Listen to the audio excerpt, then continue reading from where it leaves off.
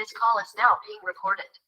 आज की क्लास में हम लोग बात करेंगे क्या क्या कमी थी रदरफोर्ड की, ताकि कि हम लोग आगे के मेथड को जान सके।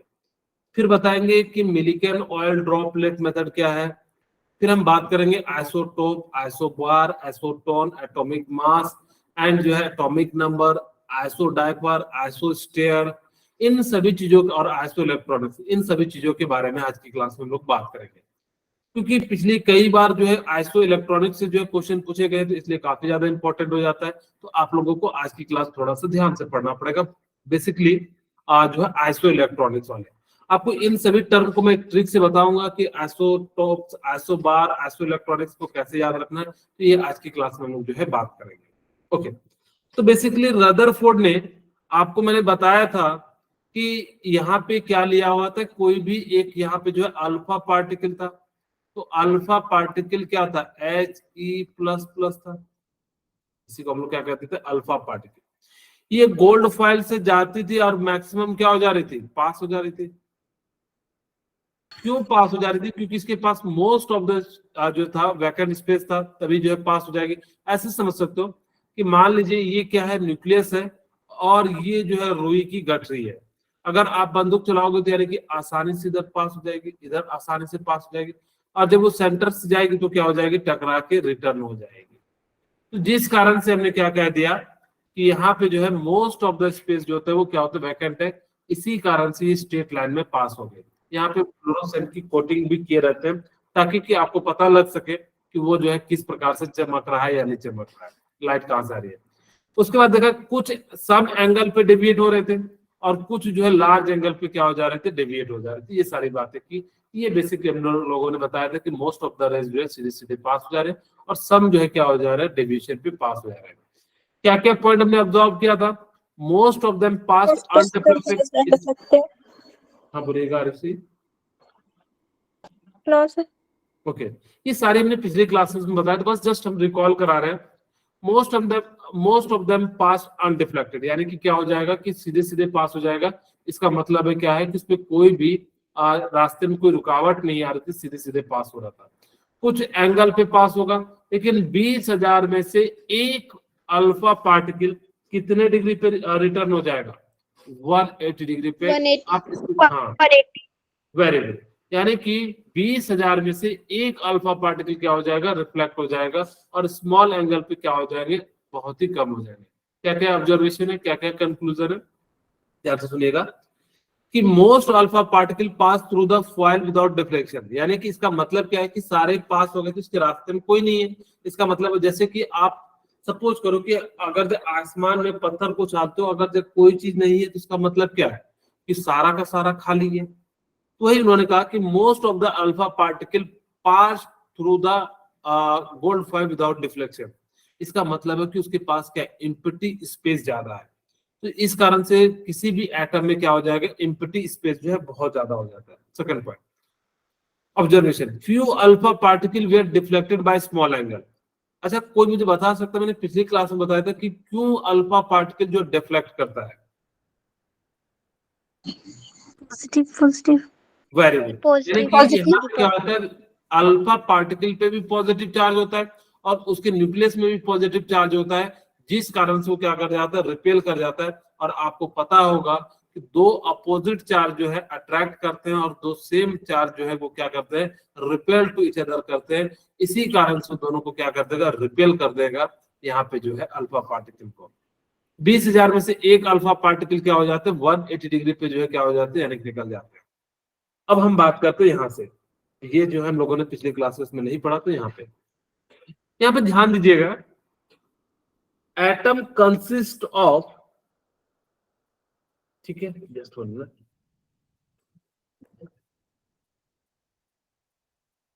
ओके, कह रहा है atom consist of small positive charge core at the centre. Basically क्यों इन्होंने न्यूक्लियस का नाम रखा, उन्होंने कहा कि सारा का सारा जो मास है वो सेंटर पे। बोले, अब आप लोग पूछोगे कैसे पता लगा सर सेंटर पे, क्योंकि जब उस डायरेक्शन में जा रहा था पार्टिकल टकरा के वापस आ जा रहा था। तो जिस कारण से हमने क्या कहा कि जो उसका मास है वो कहाँ पे है, यानी कि सेंटर में। और हमने पहले ही बता दिया था कि चार्ज जो है पॉजिटिव है, जिस कारण से वो रिपेल होता था और वो क्या हो जाता था, डेविएट हो जा रहा था। Atom consist of small positive charge core at the centre, और उस सेंटर को उस पे जो है चार्ज भी पाया जा रहा था एंड जो इंटायर मास भी पाया जा रहा था। इसी कारण से उसको हमने क्या नाम दे दिया, न्यूक्लियस का नाम दे दिया। ठीक है, उसको हमने क्या नाम दे दिया, यानी कि जो है इंटायर मास एंड जो चार्ज पाया जा रहा था, इसीलिए हमने इसको क्या कह दिया, यानी कि जो है न्यूक्लियस कह दिया। आपको याद रखना कि मैंने एटम में बताया था रेडियस ऑफ एटम जो होगा वो कितना होता है, 10 to the power minus 10 to power minus 10 to power minus 15 very good. तो यानी कि 10 to the power minus 10 metre.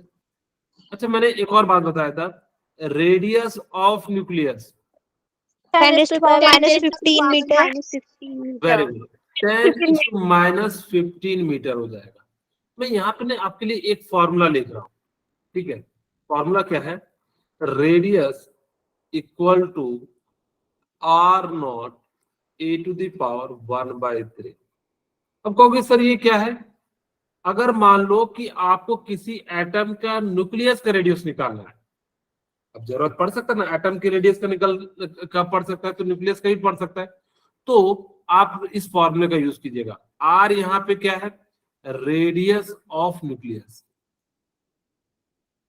ठीक है, यानी कि आर क्या है, रेडियस ऑफ न्यूक्लियस, और आर नॉट क्या है, रदरफोर्ड कांस्टेंट।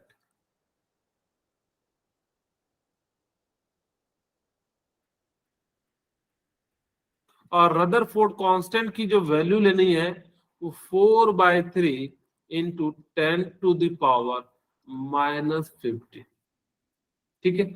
और ए यहाँ पे क्या है, एटॉमिक मास है, यहाँ पे ए क्या है, एटॉमिक मास है, ठीक है।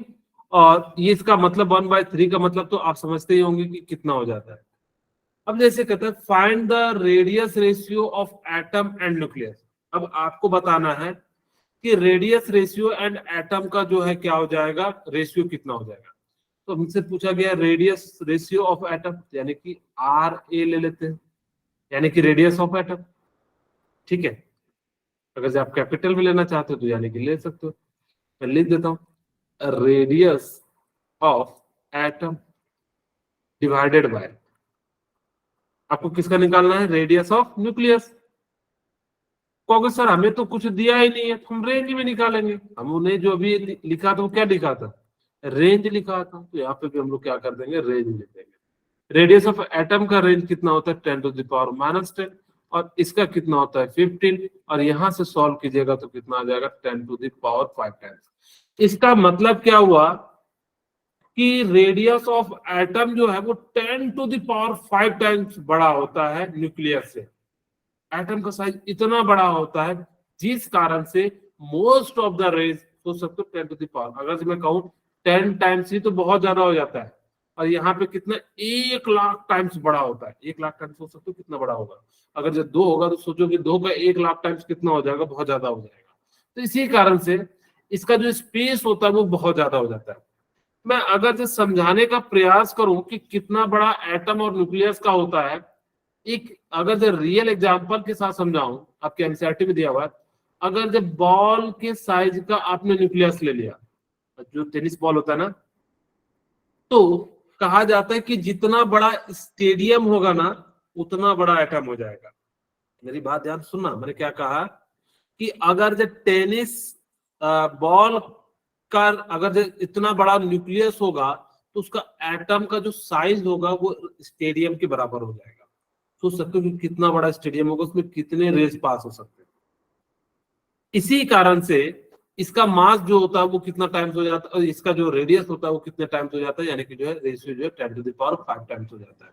मेरे ख्याल से आप लोगों को थोड़ी सी बात समझ में आ गई होगी कि कितना बड़ा एटम होता है और कितना बड़ा जो है आपका जो है न्यूक्लियस होता है। यहाँ तक अगर किसी को कोई डाउट हो तो मुझसे पूछ सकते हैं, बोलिए। किसी को कोई डाउट हो तो बताइए। No, sir. अब नेक्स्ट क्वेश्चन कहता है find the nucleus radius of aluminium. आपको न्यूक्लियस का रेडियस निकालना है, तो हम कैसे निकालेंगे।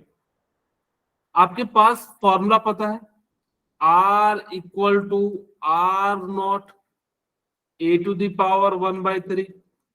बोलिए, ऐसा लिख सकते हैं? Yes, Yes, sir. sir. बिल्कुल होगी सर, आप Yes, sir. ओके। अब हमने क्या करा कि यहाँ पे r नॉट की वैल्यू कितनी हो जाएगी? अब जैसे 4/3 into 10 raised to power minus 15. 4/3 into 10 raised to minus 15. Okay, a की वैल्यू क्या होगी यहाँ पे? 27. Very good. 27. का जो मास होता है वो कितना होता है? 27 होता है। तो यहाँ पे मैं लिख सकता हूँ 27 टू द पावर 1/3। बोलिए, किन्हीं को यहाँ तक कोई ऐतराज? No, No, sir. sir. No, और sir. यहाँ पे 1/3 का मतलब क्या होता है कि इसका क्यूब रूट निकालना है। तो क्यूब रूट 27 का कितना हो जाएगा? 3. वेरी गुड, यानी कि 3 हो जाएगा। क्या मैं इस 3 से इस 3 को कैंसिल कर दूं? यहाँ से कितना आ जाएगा? Yes, sir. 4 into 10 raised to power minus power 15. Minus 15 metre. यानी कि एल्युमिनियम का जो न्यूक्लियस का साइज होगा वो कितना हो जाएगा? 4:10 to the power minus 15 metre हो जाएगा। बोले, यहाँ तक किन्हीं को कोई दिक्कत? No, No, sir. sir. No, sir. Very good. अब यहाँ पे हम लोग बात करते हैं नेक्स्ट क्वेश्चन की। बड़ा सिंपल सा क्वेश्चन है, आप इसको सॉल्व कीजिए। मैं आपको 1 मिनट का समय दे देता हूँ।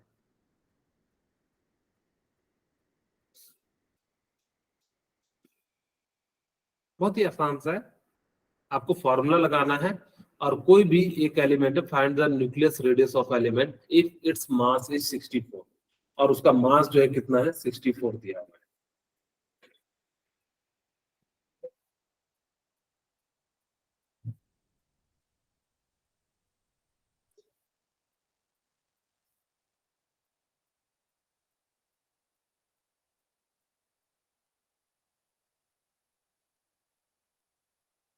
निकाल लिए?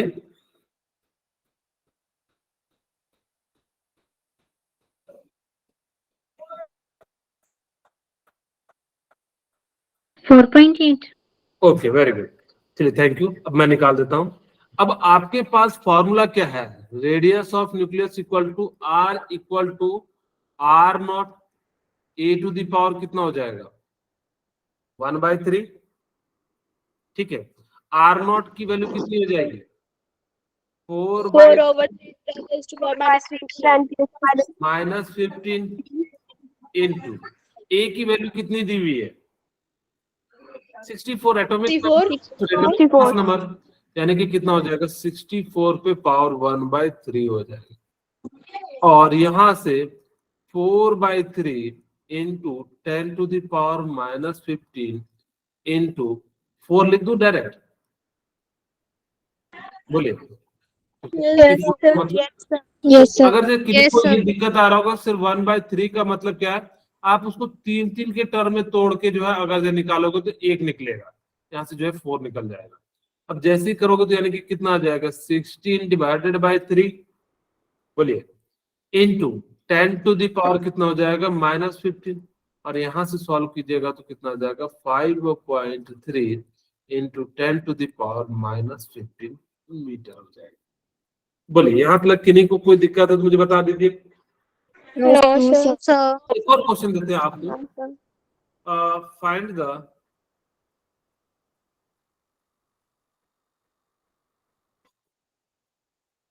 मास ऑफ एटम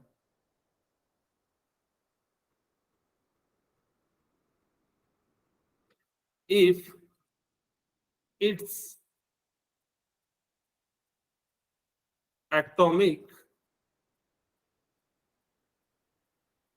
nucleus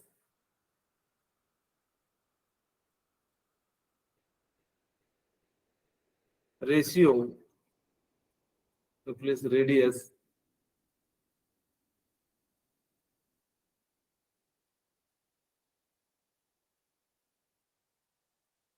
कितना देते हम?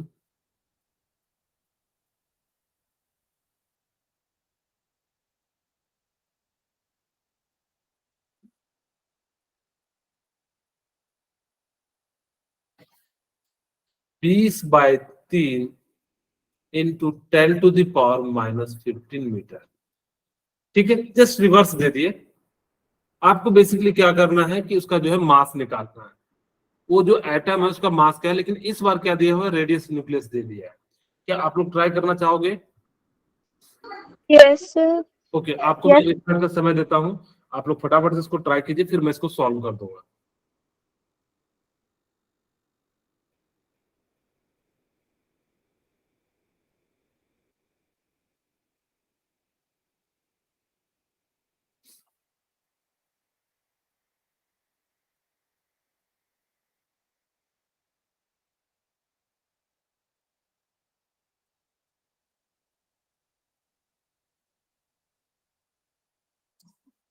चलिए अब मैं सॉल्व कर देता हूं। वेरी गुड साथी, थैंक यू। यहाँ पे r इक्वल टू क्या हो जाएगा, r nought a to the power 1/3। मैं इसको जो है कलर चेंज कर देता हूँ। r इक्वल टू क्या हो जाएगा, r nought a to the power 1/3। ठीक है, अब यहाँ पे r की वैल्यू दी हुई है 20 divided by 3 into 10 to the power -15, और यहाँ पे कितना हो जाएगा 4/3 इंटू आर नॉट की वैल्यू 10 टू द पावर -15 और a टू द पावर 1/3। ठीक है, अब इसको हम लोग को निकालना है तो इसको इधर ले चलते हैं, तो ये 3 से 3 कैंसिल हो जाएगा, ये 4 से 5 कैंसिल हो जाएगा, और ये 15 से 15 कैंसिल हो जाएगा, यानी कि a to the power 1/3 equal to 5 हो जाएगा, और a की वैल्यू इक्वल टू क्या हो जाएगा, इधर रूट है जो क्यूब है तो इधर भी क्या हो जाएगा, क्यूब का हिस्सा हो जाएगा, और इसका वैल्यू क्या है, यानी कि 125, यानी कि इसका मास कितना हो जाएगा 125 जो है यूनिफाइड मास कह दो, या जो है ग्राम में जिसमें दिया रहेगा आप उसमें जो है लिख सकते हैं। मेरे ख्याल से अगर जो आपको इस टाइप के क्वेश्चन आएंगे तो आप लोग जो है आसानी से सॉल्व कर सकते हैं। कि फ्यूचर क्या कहते हैं, यहाँ पे एक बात ध्यान दीजिएगा कि इन्होंने कहा, मैं आपसे क्वेश्चन पूछता हूं, ध्यान से सुनिएगा मेरा क्वेश्चन। मैंने कहा कि यहाँ पे पॉजिटिव चार्ज है, कहोगे यस सर, यहाँ पे निगेटिव चार्ज है। अगर पॉजिटिव चार्ज और निगेटिव चार्ज है, इन दोनों के बीच में जो फोर्स लगता है उसको हम लोग कहते हैं इलेक्ट्रोस्टैटिक फोर्स ऑफ अट्रैक्शन। इन दोनों के बीच में जो फोर्स लगता है उसको हम लोग क्या कहते हैं, इलेक्ट्रोस्टैटिक फोर्स ऑफ अट्रैक्शन कहते हैं। ठीक है, बोलिए यहां तक मेरे ख्याल से किसी को कोई दिक्कत नहीं होगा। इस फोर्स को हम लोगों ने क्या नाम दे दिया, इलेक्ट्रोस्टैटिक फोर्स ऑफ अट्रैक्शन। अब मुझे बताइए कि जब दो अपोजिट चार्ज होगा तो दोनों आपस में एक दूसरे को खींच लेंगे, तो ये इलेक्ट्रॉन को ये Yes, खींच sir. लेना चाहिए, लेकिन ये सर्कुलर पाथ में ही क्यों घूमते रहता है? आप लोग कभी सोचे कि सही कह रहे हो सर, जब जिसके पास पॉजिटिव चार्ज ज्यादा पावरफुल होगा तो इलेक्ट्रॉन को खींच लेगा तो अपने अंदर मिला लेगा, लेकिन ऐसा नहीं हो रहा, ये सर्कुलर पाथ में क्यों घूम रहा है? मेरा क्वेश्चन आप समझ गए होंगे, कोई बताएंगे? इसका रीजन देखिए क्या होता है कि यहाँ पे जो सेंट्रीपिटल फोर्स है, यहाँ पे जो सेंट्रीपिटल फोर्स है Fc जो हो जाता है वो किसके बराबर हो जाता है, Fe के बराबर। यहाँ पे ये क्या है, सेंट्रीपिटल फोर्स। ठीक है, सेंट्रीपिटल फोर्स,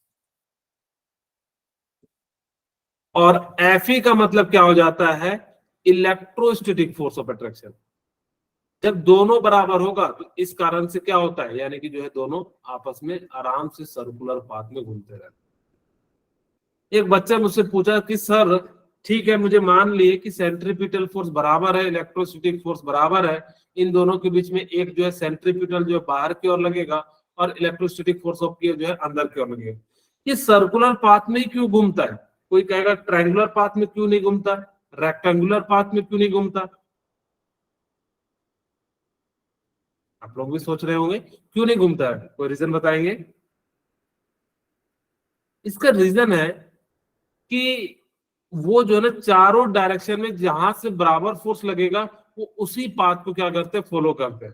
ट्रायंगुलर करता तो एक जगह पे ज्यादा फोर्स लगता है, एक जगह पे कम लगता है, इसी कारण से ट्रायंगुलर नहीं किए, रेक्टेंगुलर नहीं किए, और जो है क्यूब नहीं किए। सर्कुलर पाथ में ही क्या होता है, यानी कि जो है एक फिक्स पैटर्न में घूमता है, और चारों तरफ जो है बराबर इलेक्ट्रोस्टैटिक फोर्स एंड जो है सेंट्रीपिटल फोर्स लगता है।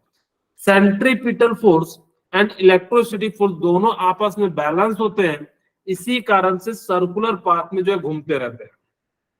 रदरफोर्ड की क्या लिमिटेशन थी? It could not explain the stability of atom. इन्होंने ये नहीं बता पाया कि एटम कैसे स्टेबल हो रहा है, किस कारण से जो है एटम स्टेबल है, इस बात को रदरफोर्ड ने नहीं बता पाया। एंड सबसे मोस्ट लिमिटेशन जो सबसे बड़ी लिमिटेशन थी ये थी। कैसे, आपको समझिएगा ध्यान से। अगर मैं कहूं आप किसी चीज को फेंकते हैं तो कुछ देर के बाद वो नीचे गिर जाती होगी। Yes, sir. बॉल को फेंके ऊपर तो कैसे आ जाएगा, नीचे आ जाएगा। या आपने फुटबॉल को लात मारा तो थोड़ा दूर के बाद क्या हो जाएगा, रुक जाएगा या चलते रहेगा? सर रुक जाएगा।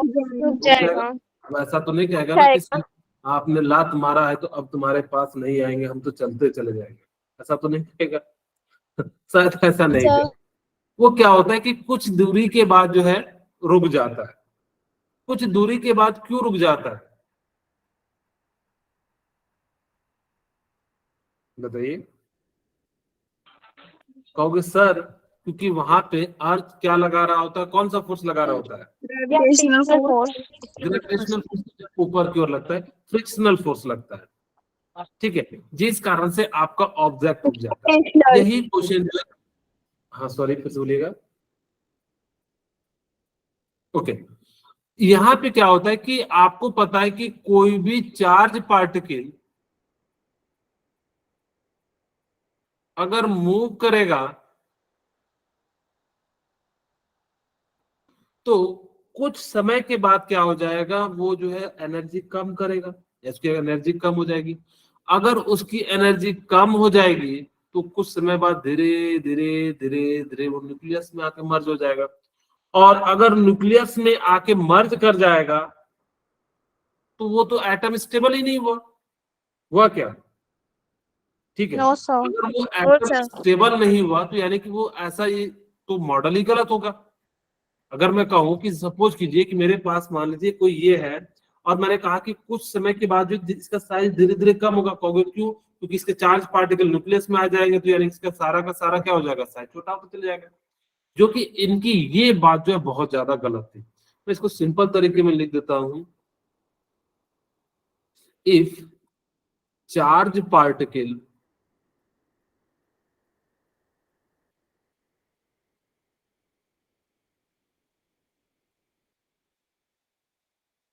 is moved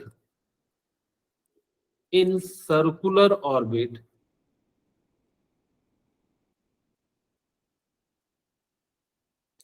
then its energy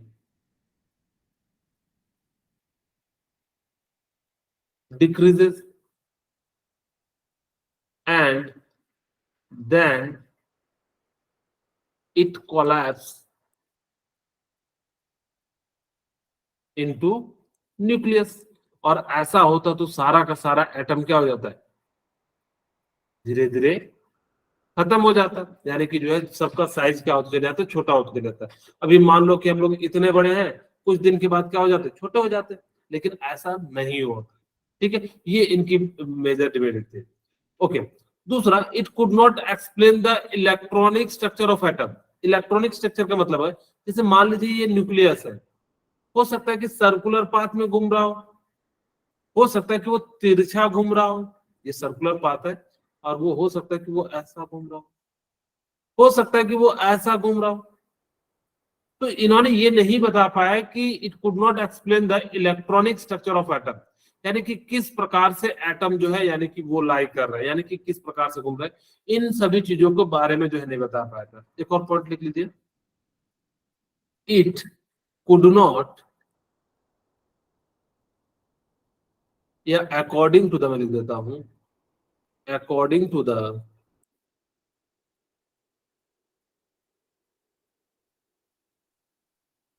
Rutherford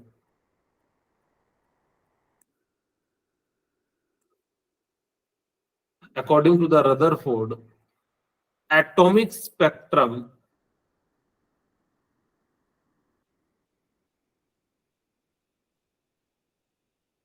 are continuous, but in actual it is discontinuous. ठीक है, इन्होंने कहा कि जो एटॉमिक स्पेक्ट्रम है ना, जैसे एक एग्जांपल के समझाने का प्रयास करता हूं, आप लोगों ने रेनबो देखा है? Yes, sir. रेनबो कैसा दिखता है आपको? कंटिन्यूअस दिखता है या फिर टूटा टूटा दिखता है? Continuous. कंटिन्यूअस। लेकिन जब इन्होंने कहा कि जब एटॉमिक को तोड़ा गया ना, तो उनके बीच में स्प्लिट आया, जो कि हम आगे बात करेंगे एटॉमिक स्पेक्ट्रम में कि किस प्रकार से दिखता है। बस अभी आप याद रखिएगा कि रदरफोर्ड के अनुसार से एटॉमिक स्पेक्ट्रम जो था वो कैसा था, कंटिन्यूअस, बट एक्चुअल में कैसा होता है, डिसकंटिन्यूअस। हम लोग जब बात करेंगे एक पूरा लेक्चर इसी पे बात करेंगे, ताकि कि आप लोगों को पूरा समझ में आ जाए। मुझे बताइए कि कौन सा इसका स्टेटमेंट जो है, which of the following conclusion could not be derived from the Rutherford alpha particle scattering experiment, यानी कि कौन सा ऐसा जो था कि जो है इन्होंने नहीं बताया था। रदरफोर्ड ने क्या कहा था कि मोस्ट ऑफ द एटम जो होता है वो इम्पिटी होता है, तो बिल्कुल सही कहा था। Yes, sir. दूसरा, the radius of atom is about 10 to the power -10 metre, बिल्कुल सही बात है। और उसका जो है न्यूक्लियस का साइज कितना होता है, 10 to the power -15 मीटर होता है। Third one, electron move in circular path of fixed energy called orbit, यानी कि जिस पाथ पे घूमता है उसको ऑर्बिट जो है इन्होंने नहीं बताया था।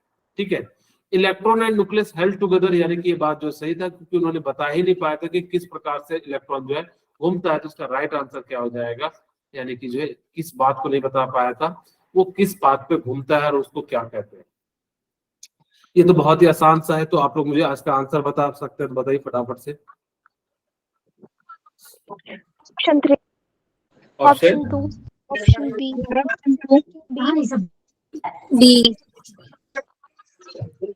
ओके, सभी ने मेरे ख्याल से जो है बड़ा आसान सा सबने जवाब दे दिया। सबने दे दिया। किसने किसने डी कहा? अंशु अपनी माइक म्यूट कर लीजिए। ओके, किसने जो है रेज हैंड कर दीजिए, किसने जो है, यानी कि इसका आंसर जो है डी का। किसी ने नहीं, इसका राइट आंसर डी होगा। अब एक एक करके समझाता हूं।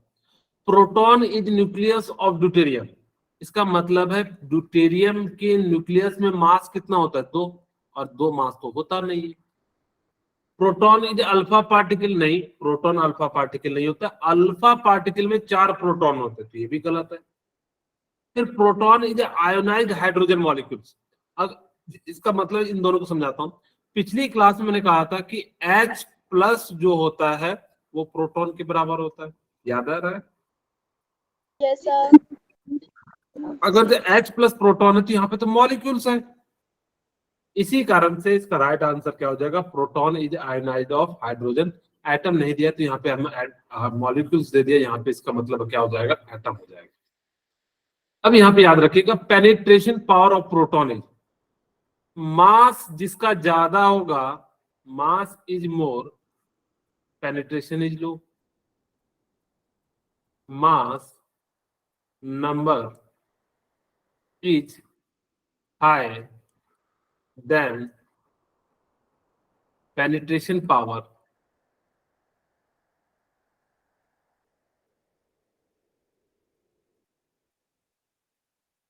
इज लो, यानी कि जिसका मास ज्यादा होगा। और आपको पता है प्रोटॉन, सॉरी, सबसे ज्यादा मास किसका होता है, न्यूट्रॉन का, फिर किसका होता है, प्रोटॉन का, और फिर किसका होता है, इलेक्ट्रॉन का।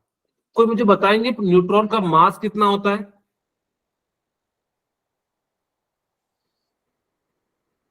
न्यूट्रॉन का मास कितना होता है? 1.67 -27 kg. और प्रोटॉन का मास कितना हो जाता है, 1.672 2 into 10 to the power -24 gram. -27. -27 kg। और इलेक्ट्रॉन का कितना हो जाता है, 9.1 10 raised to power 31 kg. -31 kg। अब मुझे बताइए कि जिसका मास ज्यादा होगा पेनिट्रेशन पावर क्या हो जाएगा? लो हो जाएगा। Very good. इसको ना एक और टर्म से समझाया जाता है कि जिसकी एनर्जी ज्यादा होगी उसका पेनिट्रेशन पावर भी क्या हो जाएगा? ज्यादा हो जाएगा।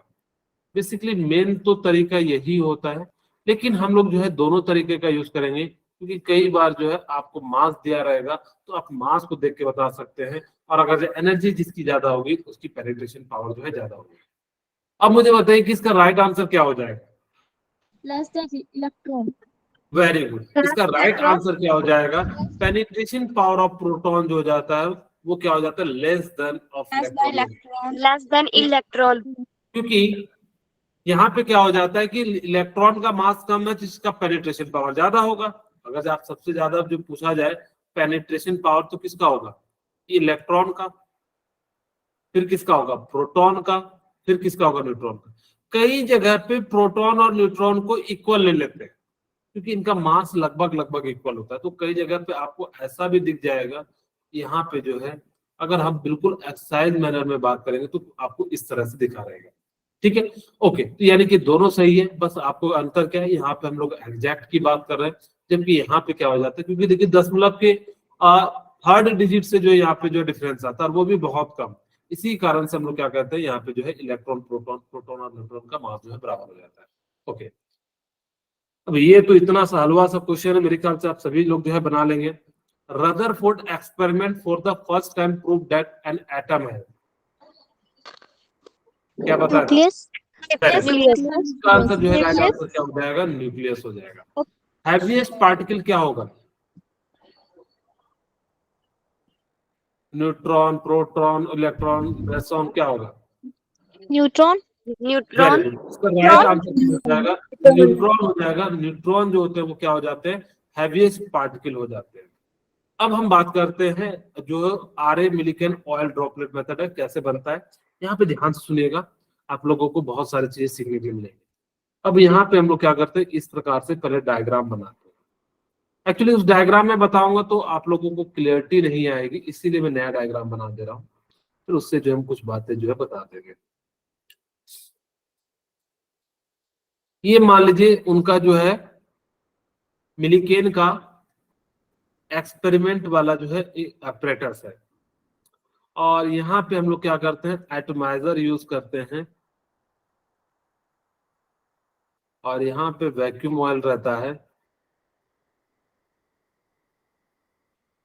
और यहाँ पे एक बॉब लगा रहता है। ठीक है, ओके। और यहाँ पे ये प्लेट है,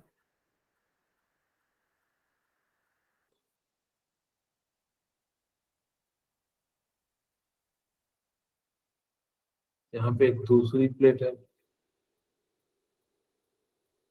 ठीक है, अब मान लीजिए कि यहाँ पे ये प्लेट है, आप लोगों को दिख रहा है प्लेट जैसा? Yes, sir. Yes, sir. चलिए समझ जाएंगे।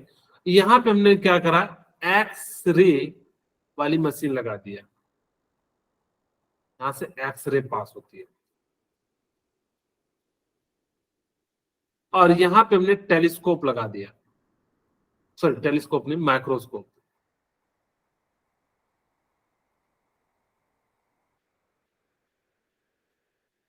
और ये वाला जो प्लेट है वो नेगेटिव चार्ज प्लेट है, और ये वाला जो है पॉजिटिव चार्ज प्लेट है। और यहाँ पे हमने क्या कर दिया, एक होल कर दिया, और इसके अंदर वैक्यूम ऑयल डाल दिया।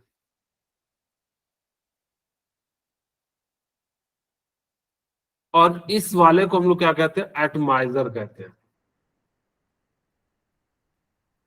ओके, अब हम शुरू करते हैं कि कैसे क्या क्या चीजें जो है वर्क करते हैं। अब यहाँ पे ध्यान से सुनिएगा कि यहां से आपने जैसे ही पंप किया तो यहां से जो ऑयल है वो यहां निकलेगा, स्प्रे आ जाएगा, आएगा कि नहीं आएगा? जैसे आप लोगों ने देखा होगा सैलून में, या सब्जी वाला जो है क्या करता है कि देखना सब्जी के ऊपर जो स्प्रे करते रहता है पानी का। तो सिमिलरली यहाँ पे हम किसका स्प्रे कर रहे हैं, ऑयल का यूज कर रहे हैं। कौन सा ऑयल का? वैक्यूम ऑयल का। कहोगे सर वैक्यूम ऑयल ही क्यों यूज किए? क्योंकि ये क्या होता है कि एटम के साइज में कन्वर्ट हो जाता है और दो पार्टिकल चिपकता नहीं है। कहोगे सर मेरे घर का भी तेल तो नहीं चिपकता है, लेकिन वहां पे क्या हो जाता है कि वो एटम में कन्वर्ट नहीं हो जाता। अब देखो जैसे आप लोगों के पास पानी तो होता है, लेकिन फिर भी बाल भिगाने के लिए हम लोग क्या करते हैं? स्प्रे वाला यूज करते हैं। क्या हम लोग ऐसा करते हैं कि एक ऐसा लिया और पानी ऐसा डाल देते हैं तो क्या वो भीग जाएगा क्या चारों तरफ? नहीं। वो बेसिकली क्या करता है, पार्टिकल को छोटे छोटे पार्ट में जाने देता है, जिस कारण से वो क्या हो जाता है, आपको कम पानी में आपका ज्यादा बाल जो है भीग जाता है, यानी कि जितना आपको जरूरत होता है। ठीक है, ओके। अब ये तो हम लोगों ने समझ लिया कि यहाँ पे जो है वैक्यूम ऑयल को हमने फिल कर दिया। अब ये जो एटमाइजर है वो क्या करता है, एटम के साइज में कन्वर्ट कर देता है। वो किस में कन्वर्ट कर देता है? एटम के साइज में पार्टिकल को कन्वर्ट कर देता है। अब जैसे ही पार्टिकल को एटम के साइज में पास करेगा तो यहां से वो क्या होगा? पास होगा, यानी कि नीचे की ओर जाएगा। और यहाँ पे एक्सरे क्या करता है कि उसको चार्ज में कन्वर्ट कर देता है, यानी कि इलेक्ट्रॉन और जो है गैस पॉजिटिव में हो जाता है। अब जैसे ही टकराता है तो यहाँ पे इसका साइज क्या हो जाता है? बढ़ जाता है। और आपको पता होगा क्यों साइज बढ़ जाता है, क्योंकि जब किसी भी एटम पे नेगेटिव चार्ज आ जाता है तो उसका साइज क्या हो जाता है? बढ़ जाता है, क्योंकि रिपल्सन होने लगता है। और जब वो रिपल्सन होने लगता है जिस कारण से उसका साइज जो है वो क्या हो जाता है? इंक्रीज हो जाता है। ओके, अब यहाँ पे नेगेटिव प्लेट है, और जब ये नेगेटिव प्लेट है तो नेगेटिव और इस पे भी चार्ज कैसा है? नेगेटिव। नेगेटिव नेगेटिव क्या करेगा? रिपेल। और लेकिन यहाँ पे नीचे की ओर क्या लग रहा है? mg फोर्स लग रहा है। और mg फोर्स जो होता है रिपल्सन फोर्स से ज्यादा होता है, तो इसकी गिरने की जो स्पीड हो जाती है वो क्या हो जाती है? कम हो जाती है। तो उससे हम लोग क्या करते हैं कि माइक्रोस्कोप से आसानी से उसकी स्पीड को देख लेते हैं कि कितना गिर रहा है, और इन सभी वैल्यू को कैलकुलेट करते हैं, और यहां से हम लोग क्या कर लेते हैं? चार्ज की वैल्यू निकाल लेते हैं। तो चार्ज ऑफ इलेक्ट्रॉन जो होता है वो कितना आ जाता है? कितना आ जाता है? -1.6 इंटू 10⁻⁻19 कूलम। ठीक है, और हाँ चार्ज ऑफ प्रोटॉन कितना हो जाता है? 1.6 10 की पावर 19 कूलम। 1.6 इंटू 10⁻⁻19 की जगह पे +19 कूलम होगा। ये गलत लिखा? ये गलत है, क्योंकि इसका अगर जब पॉजिटिव कर दोगे ना तो वो क्या करेगा? बहुत दूर से ही हमें खींच लेगा। क्या आपको एटम में प्रोटॉन होता है? बोलोगे हाँ। तो क्या वो हमें खींचता है क्या? नहीं। अगर जब किसी ने गलती से यहाँ पॉजिटिव कर दिया तो आपको वो खींच लेगा। इलेक्ट्रॉन आपको कहेगा भाई मैं ताकतवर हूं, तुमको खींच लूंगा। और वो तब आपको क्या करना पड़ता है? इलेक्ट्रॉन के पीछे पीछे चलना पड़ता है, प्रोटॉन के पीछे पीछे, अगर आप पे चार्ज नेगेटिव होता तो। अगर आप पे पॉजिटिव चार्ज, अगर नेगेटिव चार्ज होता तो इलेक्ट्रॉन धक्का मार के निकाल देता, तो भागो भागो भागो, रिपल्सन होना शुरू हो गया। तो इसी कारण से आप पे यहाँ पे जो है क्या होता है? नेगेटिव चार्ज हो जाता है। इस बात को याद रखना। आप लोगों को कभी कोई एटम खींचता है क्या? नहीं खींचता है ना। इसी कारण से नहीं खींचता, क्योंकि वहां पे जो है चार्ज रहता है। ये बेसिकली एटमाइजर है, एटमाइजर से एटम में कन्वर्ट होता है। यहाँ पे देखिए चार्ज निकल रहा है और यहाँ पे इलेक्ट्रॉन है, क्योंकि आयनाइजिंग रेडिएशन है। तो वो क्या करता है, जैसे यहाँ से होता है तो इलेक्ट्रॉन आ जाता है और इलेक्ट्रॉन पे यहाँ पे जुड़ जाता है, और जैसे इलेक्ट्रॉन जुड़ता है इसका साइज बढ़ जाता है, और साइज बढ़ जाने के कारण जो है यहाँ पे नीचे की ओर आता है। लेकिन इसकी स्पीड क्या हो जाती है? स्लो हो जाती है, क्योंकि यहाँ पे क्या हो जाता है? नेगेटिव, और ये भी नेगेटिव है। इसी कारण से हम लोग आसानी से क्या कर लेते हैं? पता कर लेते हैं। ओके, ये सारी बातें आप लोगों ने सीख लिया। मिलिकेन ने जो है यहाँ से क्या बताया कि चार्ज ऑफ इलेक्ट्रॉन जो होता है वो कितना हो जाता है? -1.60276 इंटू 10⁻⁻19 कूलम हो जाता है। ओके, अगर याद हो तो जे थॉमसन ने E/m का रेशियो बताया था, याद है? Yes sir. E/m का रेशियो कितना था? 1.75 into 10⁻11। वेरी गुड, बहुत सही। यानी कि 1.75 इंटू 10⁻+11 कूलम पर केजी। ठीक है, ये बताया था बेसिकली। और आपने चार्ज ऑफ इलेक्ट्रॉन अभी निकाला, कितना निकाला? -1.60 into 10 raised to power minus 19. -19 coulomb. अगर मैं यहाँ पे चार्ज रख दूं तो 1.6 into 10 to the power minus 19 by m equal to 1.75 into 10 to the power 11, क्योंकि मास ऑफ इलेक्ट्रॉन कैसे निकाला गया होगा, तो इन्हीं दोनों का कैलकुलेशन करके जो है क्या किया गया, मास निकाला गया। यहाँ पे 1.75 into 10 to the power 11 और यहाँ पे कितना हो जाएगा, सॉरी मास है तो जस्ट अपोजिट हो जाएगा, इसको इधर ले जाएंगे तो कितना हो जाएगा 1.75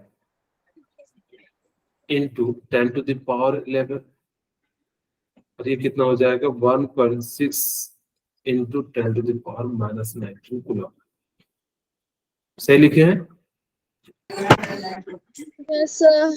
Yes, sir. ओके, तो यहाँ पे क्या हो जाएगा, मास इक्वल टू कितना हो जाएगा, मेरे ख्याल से तो गलत लिखे हैं Sir, -1.6.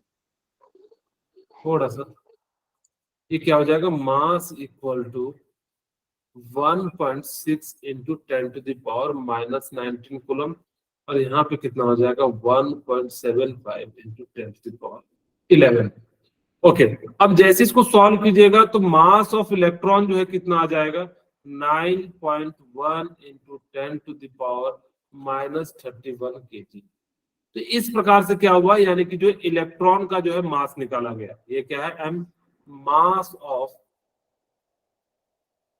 इलेक्ट्रॉन, ठीक है, मास ऑफ क्या है ये, इलेक्ट्रॉन। ओके, तो इस प्रकार से हम लोग क्या कर सकते हैं कि किसी भी इस तरह से जो है क्या हुआ, मास ऑफ इलेक्ट्रॉन निकाला गया। ओके, अब हम बात करते हैं, आपको मैंने बताया कि इलेक्ट्रॉन का चार्ज कितना होता है, -1.6 into 10 to the power 19 होता है और प्रोटॉन पे चार्ज कितना होता है, प्लस होता है, बस अंतर यहाँ क्या है, माइनस और यहाँ पे प्लस है। न्यूट्रॉन पे चार्ज कितना होता है, 0. और रिलेटिव मास कितना होता है, -1 and 1 हो जाता है और 0 हो जाता है, ठीक है। ओके, यहाँ पे जो है आप लोग रिलेटिव जो है न्यूट्रॉन का जो है निकाल सकते हैं चार्ज। अब यहाँ पे रिलेटिव मास कितना हो जाएगा, अगर जो मैं बात करूं तो 0.05 हो जाता है और ये कितना हो जाता है 1.07 एंड ये कितना हो जाता है 1.08 हो जाता है। और इसको मास अगर एब्सोल्यूट केजी में निकालोगे तो कितना आ जाता है 9.1 into 10 to the power minus 31 kg हो जाता है और यहाँ पे कितना हो जाता है 1.672 into 10 to the power minus 27 हो जाता है और ये कितना हो जाता है 1.6 into 10 to the power minus 27 हो जाता है। ओके, अब हम बात करते हैं atomic number and mass number की, क्या होता है। आप सभी ने 9th में पढ़ा होगा एटॉमिक नंबर क्या होता है, Sir, number of protons. Equal to the, हाँ इट इज या the number, it is equal to the number of proton. मैं एक क्वेश्चन पूछता हूं, आप लोग मुझे बताइएगा, it is equal to the number of proton. मुझे बताइए कि एटम में जितना प्रोटॉन होता है उतना ही इलेक्ट्रॉन होता है या ज्यादा या कम होता है, कम या ज्यादा? सर, उतने होते हैं। उतने ही होते हैं। Number of proton equal to क्या हो जाते हैं, number of electron. Very good, इसी कारण से एटम क्या होता है, ओवरऑल न्यूट्रल होता है। अच्छा, आप मुझे बताइए कि फिर यहाँ पे नंबर ऑफ इलेक्ट्रॉन क्यों नहीं लिखा गया,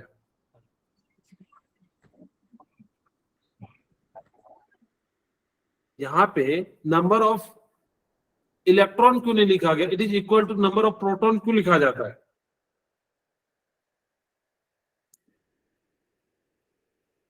क्योंकि इलेक्ट्रॉन क्या होता है कि ट्रांसफर होता है।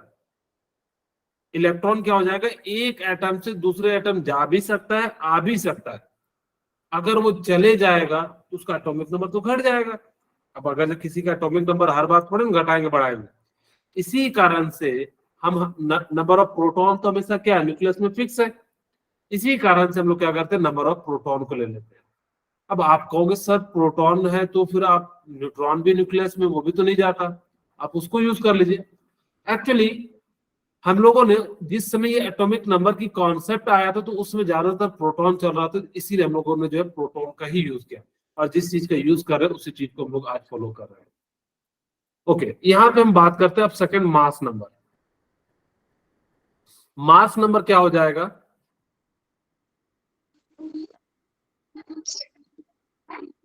The sum of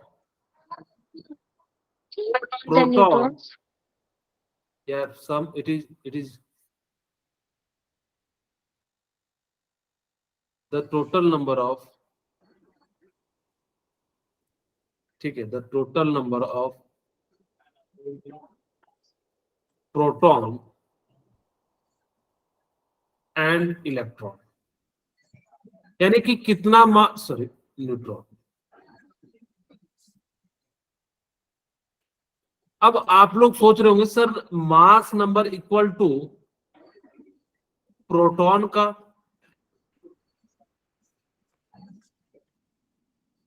plus neutron का ही क्यों लेते हैं, इलेक्ट्रॉन का क्यों नहीं लेते? क्योंकि आपको मैंने बताया था 1 प्रोटॉन में कितना हो जाता है, 1840 इलेक्ट्रॉन, 18 यानी कि बहुत कम हो गया।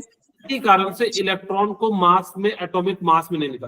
बट अगर एटॉमिक मास का फॉर्मूला पूछा जाए तो आप लिखेंगे mass of proton plus mass of neutron plus mass of electron लिखेंगे। लेकिन इसका मास इतना कम होता है कि इसी चीज को हम लोग क्या करते हैं, mass of proton plus mass of क्या लिख देते हैं, न्यूट्रॉन। ठीक है, इसी कारण से कभी भी हम लोग जो है इलेक्ट्रॉन के मास को कंसिडर नहीं करते हैं, क्योंकि इसका मास जो होता है वो क्या हो जाता है, काफी कम हो जाता है। ध्यान रहेगा, क्यों नहीं करते हैं। ओके, अब हम रिप्रेजेंटेशन ऑफ एलिमेंट कैसे रिप्रेजेंट करते हैं। रिप्रेजेंटेशन बेसिकली, इसको रिप्रेजेंट करने के जो एलिमेंट है वो 3 तरीके से यूज करते हैं। आप लोगों को मैं 4-5 मिनट एक्स्ट्रा लूंगा, ज्यादा नहीं। एक तो तरीका होता है कि आप नीचे जेड लिखो, ऊपर ए लिखो। दूसरा तरीका होता है जेड ए, एंड तीसरा तरीका होता है जेड ए। जेड यहाँ पे क्या है, एटॉमिक नंबर, और ए यहाँ पे क्या है, number, Atomic mass. Atomic mass. NCERT कहती है कि आप इस तरीके को फॉलो कीजिए। लिखने के लिए अलग अलग बुक में आपको कई जगह पे मिल जाएगा, आप घबराना नहीं, किसी तरीके से रिप्रेजेंट करते हैं। इसमें क्या होता है कि इनकेस कभी फ्यूचर में आपको चार्ज की जरूरत हो तो आप यहाँ पे चार्ज भी लिख सकते हो। इसी कारण से एनसीईआरटी जो है ये ज्यादा प्रेफरेंस देती है। आप एनसीईआरटी की बुक में देखोगे तो यानी कि ये वाला जो है ज्यादा यूज किया जाता है। ओके, अब यहाँ तक आप लोगों ने सीख लिया कि एटॉमिक नंबर कैसे निकाला जाता है, इसका जो है कैसे निकाला जाता है। ठीक है, ओके, अब हम बात करते हैं। अगर मेरे पास मान लीजिए थोरियम दिया हुआ है, मैं यहाँ 90 है और ये 234 ले लेता हूं, आप मुझे बताइए कितना प्रोटॉन होगा, कितना न्यूट्रॉन होगा, कितना इलेक्ट्रॉन होगा। तो मैं यहीं पे सॉल्व कर देता हूं, तो बहुत ही आसान सा क्वेश्चन है।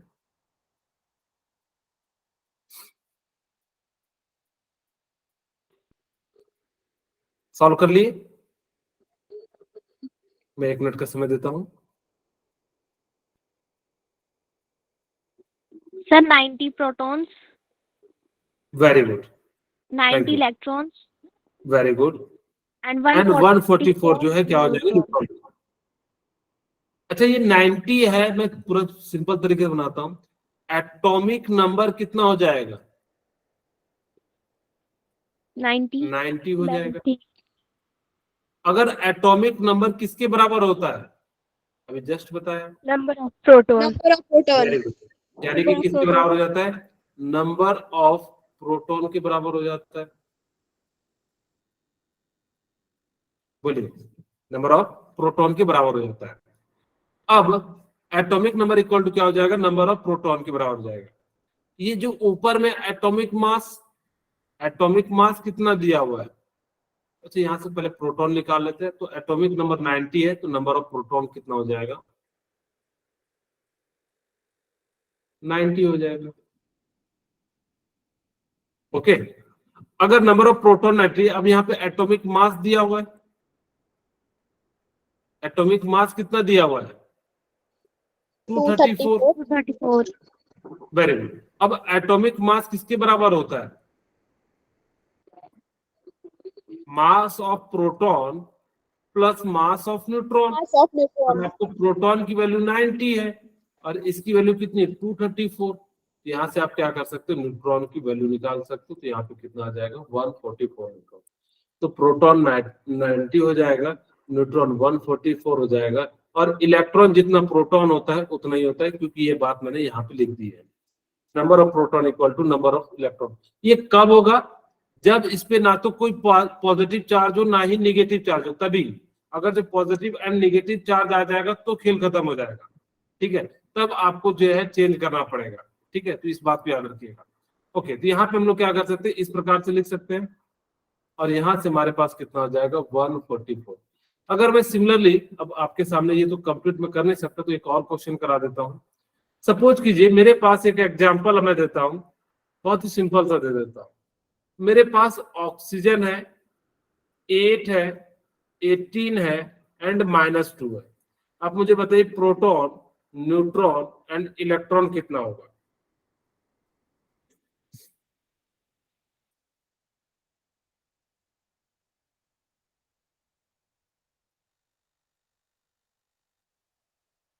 बोलिए। स्वाति। Sir, बहुत ही आसान electron सा है। and proton 8 and neutron 10. Proton कितने हो जाएंगे? Sir, 8. ओके, न्यूट्रॉन कितने हो जाएंगे? 8. 10. न्यूट्रॉन 10। 10. इलेक्ट्रॉन कितने हो जाएंगे? 10. 10. 10 हो जाएंगे। अगर माइनस होता है तो इसका मतलब है 2 इलेक्ट्रॉन, और इसका मतलब सिर्फ और सिर्फ इलेक्ट्रॉन का ही ट्रांसफर कर सकते हैं। इसी कारण से जब -2 आ गया तो इसका मतलब क्या हो गया? कि उसने 2 इलेक्ट्रॉन ले लिए। अगर यही केस होता ऐसा, मान लीजिए एल्यूमिनियम, बहुत सिंपल सिंपल समझा रहा हूं, एल्यूमिनियम +3, और यहाँ पे मैं दे देता 13 एंड 27। वैसे तो मैं समझाने के लिए दे रहा हूँ, आपको इतना सिंपल नहीं देगा, आपको थोड़ा कॉम्प्लिकेटेड बड़ा सा ही देगा, ताकि कि आप सब्ट्रैक्ट करने में जो है समय लगाओ। अब यहाँ पे दे दिया तो प्रोटॉन कितना हो जाएगा? जितना एटॉमिक नंबर है प्रोटॉन तो कभी भी दिक्कत नहीं करेगा। अब यहाँ पे इलेक्ट्रॉन निकालने के लिए देखिएगा, अगर पॉजिटिव चार्ज है तो माइनस कर दीजिएगा, और निगेटिव चार्ज है तो उसको क्या कर दीजिएगा? ऐड कर दीजिएगा। तो 13 था, तो यानी कि 3 दे दिया, तो कितना हो जाएगा? 10। 10. ओके, अब न्यूट्रॉन कितना हो जाएगा? 27 में 13 जाएगा तो कितना हो जाएगा? 14 हो जाएगा। इस प्रकार से आप क्या कर सकते हो? यहाँ पे जो है वैल्यू निकाल सकते हो। बोले किन्हीं को कोई दिक्कत है तो मुझे बताइए। यहाँ तक No, sir.